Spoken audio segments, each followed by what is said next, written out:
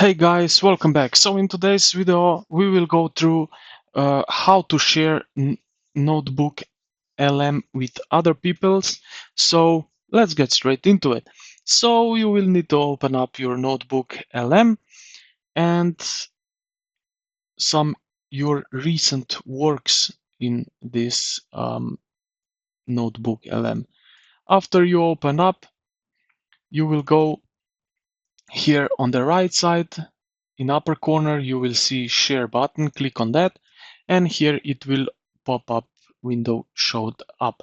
Now, you can now put in here some emails of the peoples you would like to add to your group. You can also restrict them. Anyone with the link can access this, so you can do that as well.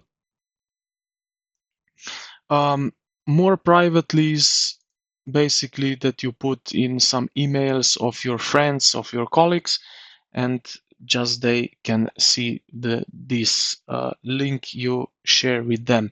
So I hope this video helped you out. If you did, consider to like and subscribe to the channel. Thank you for watching, and I will see you in the next one.